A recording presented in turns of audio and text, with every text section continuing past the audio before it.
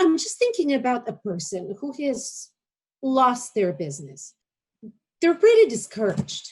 I know many of these people have no income. They really need to find ways to feed their families. So how do you deal with that? Because we're all humans, we're all weak. We get frustrated and discouraged. So you're also looking at people around you having lost their income. So you have limited opportunities to sell them something that will feed your family. And I moved from purpose to selling, and I think it's an actually very natural correlation in life, even though we tend to keep the spiritual and the economic separate. Yeah. Well, I think what you're talking about is resilience.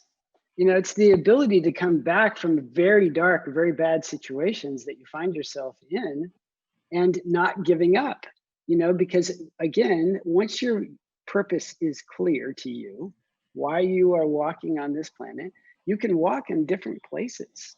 So that chef might find another thing that is related to chefing and end up with even better situations. Sometimes crises do make us better because it forces us out of the norm, and we have to think creatively about what to do now. You can always go back as things clear up. This pandemic won't last forever. And I think that at this particular moment, it might feel like it's the end of the world. But when you start thinking about it creatively, it's been fun for me to watch people try new things. It's been fun for me to see people take some time off and just sort of decompress and reset. It's been fun for me to see people actually spending time at home cooking instead of going out. It's great to be with your kids and play a board game, just to get away from the news and the social media. So it's all of these things that people are doing that are bringing me great hope that we can be resilient even in these tough times. But we talked a little bit about resilience and just grit. And I think that if there's anything that people in today's UCAS environment, if there's anything I can say, it would be trust yourself.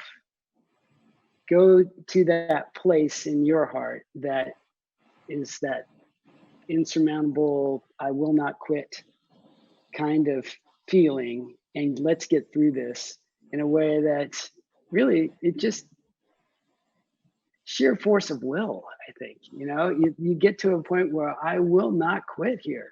And that, I think, is what got us to the other side. And we kept talking to each other about that, built each other up, and made each other stronger. And I think that had a lot to do with it as well. Well, and let's talk about the silver linings to this terrible thing that has happened, because I think there's been some really good things that we can point to. Like, for instance, I think the genie got out of the bottle. And what I mean by that is that people went home and found themselves to be productive, engaged.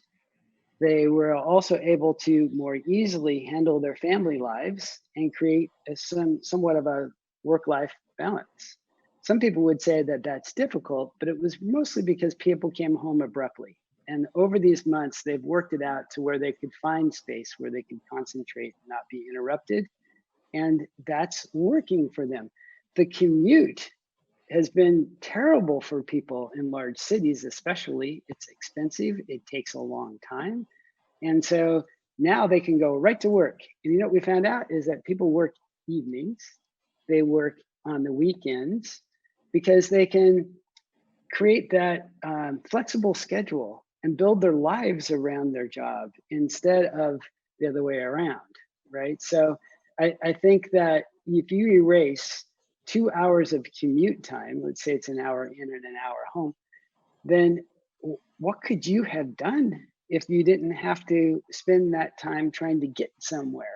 So people are reporting in like, this is really awesome. Like, I don't want to come back to an office, or I don't want to come back to an office every day anyway. How about we work out a thing where on Tuesdays and Wednesdays, I'm in the office, and the other 3 days I'm at home.